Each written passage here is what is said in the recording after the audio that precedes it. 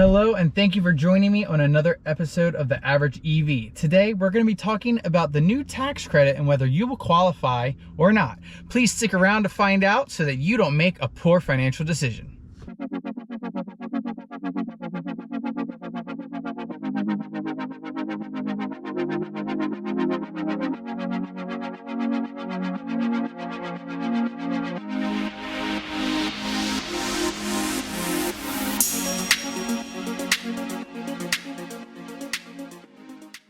Okay, everybody, so today we're going to be talking about the tax credit and just some qualifications that people might not really understand or be sure of. Before we get into that, I wanted to first remind you to like and subscribe. Any likes or subscribes really help me build the channel. Additionally, I have a new Twitter that I'm trying out. It is at The Average EV.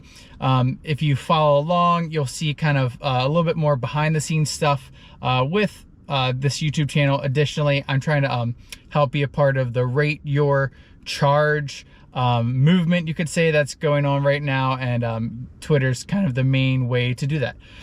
So let's dig into it. So first things first, tax liability. People hear this term and kind of ignore it when they buy an electric car, and then maybe they find out, oh crap, I'm not actually going to get the full tax credit. So just so you're all aware, tax liability is essentially the amount that you owe every year to the federal government or state government or whomever it might be, okay? And everybody owes taxes, and whatever that amount is your tax liability. So many people are gonna be interested in using this new tax credit, but they're not really gonna be able to take full advantage of it based on their tax liability.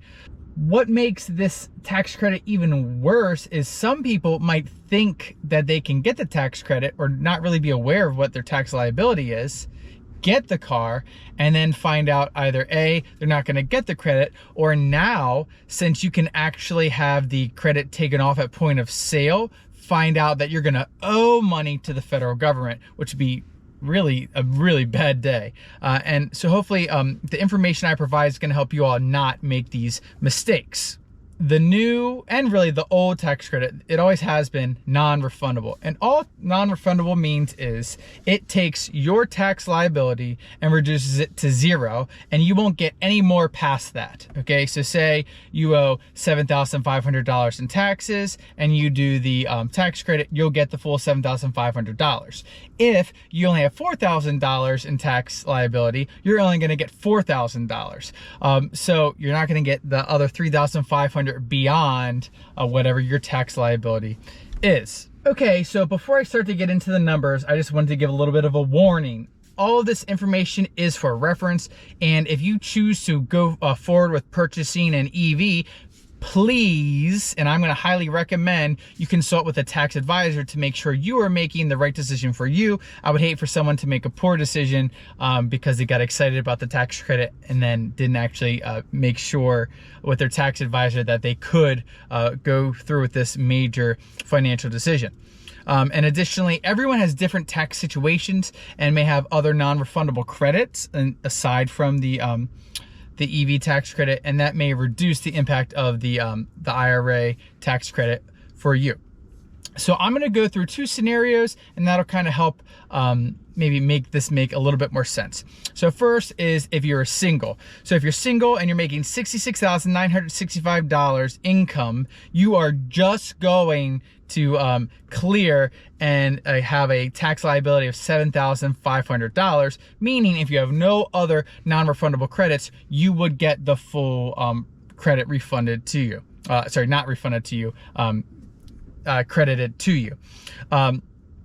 So that means if you make under $66,000, you're not gonna have enough tax liability to get the full credit. Now, if you make $40,000, will you get some credit? Yes, but you're not gonna get the full credit because your tax liability is in $7,500. So here's an example. So say someone makes $50,000, that's like their income, they would have a tax liability of $4,240, meaning the max potential credit they could get for an EV purchase is $4,240, not $7,500. Additionally, and this is for the used EV tax credit, which is a cool addition. Someone would have to make $48,000 to get the full used EV tax credit, and that would give them the liability of $4,000 on the nose. So anybody who makes under that isn't going to get the full $4,000 tax credit. And here's another example of maybe something that wouldn't work out for somebody, is if you have a $30,000 income and you would only get a $1,840 tax liability, and you wouldn't get that full $4,000, you only get the $1,840 credit back. So just so people are aware. All right, so now on to married filed joint. So basically, to get the full tax credit as married filed joint, combined, you all would have to make $91,821. And that means your tax liability would be $7,500, and you would theoretically get the full tax credit. So here's an example of a situation that wouldn't work out. So maybe combined, you and your spouse, partner, whatever it is, make $70,000. Your tax liability would be $4,881, meaning you would only be able to get that much for your tax credit as opposed to the full $7,500. Additionally, maybe you wanted to purchase a used EV with the new used EV tax credit. Combined, your income would have to be $62,660 to get the full tax credit, because your tax liability at that point would be $4,000. And then just another wouldn't work out scenario is if you all made $50,000 combined, your tax liability would be $2,481, and that is the max credit you would get. Again, so those are just some the minimum requirements to get at least the full tax liability, so you get the full tax credit, and just some negative scenarios. Because if you made $50,000, right, for the used credit, and you only get $2,481 back, and you were expecting to get that full $4,000, that might impact your decision to buy a car or not. Now, I think it's probably a little bit more steep when it comes to the $7,500 tax credit, because that's a lot of money. And if you're not going to qualify, if you're only going to get $1,000 versus $7,500, it might behoove you to not buy an EV, or at least buy an EV that is that expensive. So yeah, just make sure you check what your tax liability would actually be. You can either ask a consultant, you can look at maybe your past W-2s and see how much tax was owed to the federal government, or there's also some tax calculators online. That's what I used for this video, where you can put in your income and it'll give you back what your tax is. And it does, at least the one I use, I think it was a NerdWallet calculator, does subtract the standard deduction as far as your taxable income. So hopefully that was helpful. If you want more information about that, you can maybe post in the comments, and I usually follow up with people pretty well in the comments, or maybe do a little bit of research yourself. I wanted to take a moment just to talk about tax credits in general, and why should we have tax credits and not. And there's a lot of controversy surrounding tax credits right now, and I kind of like tax credits as long as they're used by the right people for the right reason.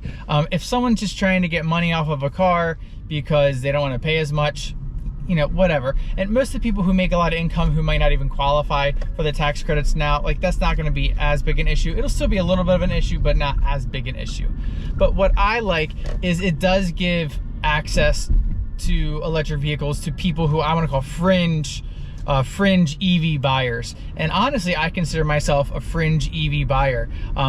We're about to get the Volkswagen ID4, and the tax credit certainly helps it bring it down to a much more comfortable place for us, where we're actually going to be paying less than we're paying for my wife's car now, once we get the tax credit.